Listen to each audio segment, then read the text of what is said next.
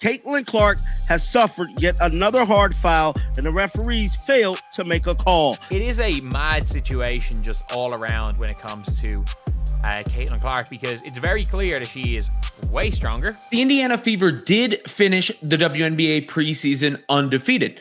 Caitlin has always been an underrated athlete. She's the fastest player in the league to me with the ball in her hands, and she was the best guard finishing around the rim last year.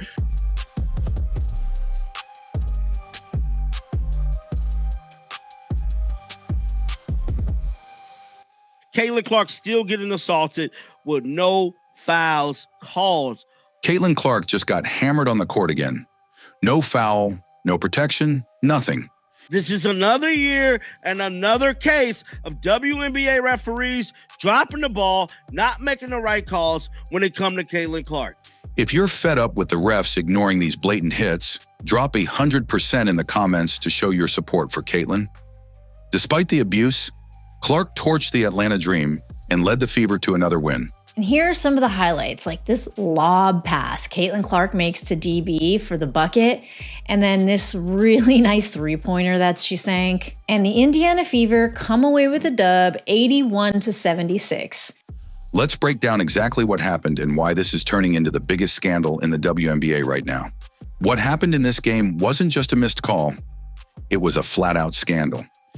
Early in the matchup against the Atlanta Dream, Caitlin Clark drove hard to the basket and got absolutely leveled. It's very clear that she is rusty. She is very, very rusty. And it's also, we are seeing teams throw multiple different coverages at her in preseason. But y'all won't call it. Y'all will call that. But y'all won't call it. Y'all see the confusion here? Do y'all not see the confusion? Because there's confusion here. Y'all will call that. Y'all, let's go down and read some of these replies, bro, because this is just ridiculous, man. This whole thing with these referees, I thought they went in a lab, they hired new referees. We wasn't going to have this situation this year. A clear, heavy blow to the head. She immediately turned to the referee, her face showing complete disbelief, as if saying, "Did you not just see that?" But the refs, they stood frozen. No whistle, no foul, nothing. The Indiana Star released an article like 5 minutes ago at the conclusion of the game about this technical foul situation and about the WNBA referees, bro. Let's head on over right now to check it out. It stated Indiana Fever star Caitlin Clark picks up technical foul in preseason final against the Atlanta Dream. And what's crazy is that y'all will call a technical foul on her, but won't call her actually getting fouled. Like, what is going on here, bro? This wasn't an isolated play either. All game long, Clark was on the receiving end of hard contact, elbows, arm grabs, and somehow not a single trip to the free throw line. Let that sink in. Caitlin Clark, one of the most aggressive and high-usage guards in the league, finished her entire preseason without shooting a single free throw. 2 games, 0 free throw attempts. Why is that? New year, Caitlin Clark still getting assaulted, though, bruh. Why is we back here? That's what I'm not getting, bro. We're back with the same situation again, bro, over and over and over again. One fan stated she has yet to shoot a single free throw. Yes, bro. I bet y'all didn't even know that. You're telling me a player who handles the ball as much as Clark does, who attacks the rim relentlessly, never got fouled? Fans noticed. One viral comment summed it up perfectly. New year, Caitlin Clark still getting assaulted with no fouls called. And just when you think it couldn't get more absurd, the referees doubled down. After another rough possession where Clark got hit on a drive, she argued with the officials. Instead of acknowledging the clear contact, the refs slapped Clark with a technical foul. So this is what happened. Somebody said, New year, Caitlin Clark still getting assaulted with no fouls called.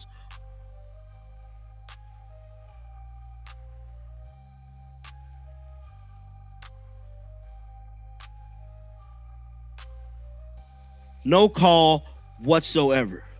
No call whatsoever. But they will call Caitlin Clark getting a technical. They will call Caitlin Clark getting a technical foul, bro. Yeah, they ignored the hit and then penalized her for speaking up about it. This is where things really start to get ugly. Remember, Clark came into the season promising to cut back on technical fouls. She told Coach Stephanie White she'd only pick up 2 techs all year. Caitlin Clark did promise Coach Stephanie White that she would only get 2 techs for the season, and she has already received her first before the season started.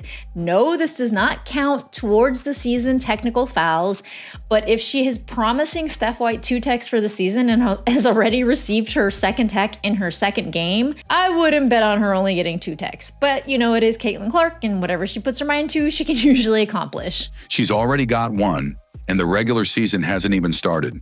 Articles are already circulating about Clark's tense relationship with WNBA referees, and fans are furious. Stephanie White, at the beginning of the year, stated in a press conference that Caitlin Clark stated that she was going to be looking around, maybe picking up 3 technical fouls. I got a hard time believing that. Judging off the referee situation, man, we're back at square one again, guys. We're back here again, bro, with these damn referees not calling nothing, bro. Let's be clear. This isn't the first time this has happened to Caitlin Clark. It's a pattern dating back to her college days and into her rookie WNBA season. Time and time again, she takes hits that other players would get automatic foul calls for, but somehow when it happens to her, the whistle stays silent. To top it off, even in this preseason finale against Atlanta, despite being battered, Clark wasn't even given a single free throw opportunity. 2 games, 0 attempts. That's not just suspicious, that's damning. If this is what Clark is going to face all season, the WNBA is going to have a massive controversy on its hands. Now here's where things get even more impressive. And frankly, where Caitlin Clark silenced every single critic in the arena. Because despite getting hacked, slapped, and hammered with no protection from the referees, Caitlin didn't back down. Stated Caitlin Clark is known to be a competitive and fiery player, frequently talking to the referees or hitting the stanchion out of frustrations when calls don't go her way. In some cases, including Saturday, that leads to a technical foul. She did what superstars do. She locked in, rose above the chaos, and flat out destroyed the Atlanta dream. Let's talk about the numbers first. In just 23 minutes of action, Clark posted 13 points, 6 rebounds, and 7 assists. Caitlin Clark did come away with 13 points, 6 rebounds, and 7 assists, which she was in for 23 minutes. This is potentially flirting with a triple-double here. Her defense was okay in the first half. She came back a little later with a little bit of better defense. And remember, that's with limited playing time in a preseason rotation, and after taking several hard hits that would have rattled most players. If this had been a full regular season game with extended minutes, she was easily on pace to flirt with a triple-double. Her shot was pure all night long. Clark came out firing with deep 3-pointers that had Atlanta's defense scrambling from the jump. How easily she's getting off the 3-point looks and shooting them. And from where they're coming from when she does indeed hit them. You know, just comes off and cash. It's easy money. Early on, she casually stepped back from way beyond the arc and buried a 3 with that signature smooth release. Nothing but net. Then she did it again and again. The Dream defenders knew it was coming and still couldn't stop her. One commentator even said, "It's like she's shooting from the parking lot and making it look easy." And it wasn't just the scoring. Clark's court vision was on full display. She dropped dimes left and right, threading bounce passes through traffic to Dana Bonner on fast breaks, firing cross-court lasers to Sophie Cunningham for corner 3s. The Indiana Fever were doing a lot of testing out of rotations. They had Sophie Cunningham start, which, by the way, I have been saying she could work her way into that starting position, and they tested it out. It's still kind of surprising because they did start her over Dewana Bonner, and that was the only thing that did give me pause about potentially starting Sophie Cunningham, because she would be taking over Dewana Bonner's position. And Dewana Bonner is pretty elite. You know, she's a vet. She is a sniper when she gets going, and she is pesky on defense. And feeding Aaliyah Boston cutting to the basket with pinpoint precision. These weren't simple passes. They were high IQ, high difficulty plays that most guards don't even attempt, let alone execute. What's more impressive is how physically strong Clark looked this game. Coming into this season, she put on noticeable muscle mass, and you could see the results. Even after contact, she stayed on her feet, finished plays, and got right back on defense. She shot a bunch of it, and it's been the whole preseason where it looks to me like on her deepest shots, she is just getting them off like they're nothing, like they're routine. Because nobody else is shooting from this distance regularly, and she's doing it with a flick of the wrist. How easily it looks like she's shooting those threes and hitting those threes in the clip that she's doing it, going to the rack, all these various things that show she's even stronger than she was a year ago. And you see it in the strong numbers. I mean, 13 points, 6 boards, 7 assists in 23 minutes of action. On one fast break drive, Ryan Howard, known as one of the stronger, more physical guards, tried to bump Clark off her line. Clark barely budged and finished with a clean layup. That kind of strength is exactly why so many experts say she's leveled up her game this year. And here's the kicker. Clark did all of this while clearly playing with controlled aggression. She knew the refs weren't going to give her the benefit of the doubt, so she adjusted. She didn't get rattled. Instead, she channeled that frustration into laser focus, orchestrating the Fever offense like a seasoned pro. And the results showed.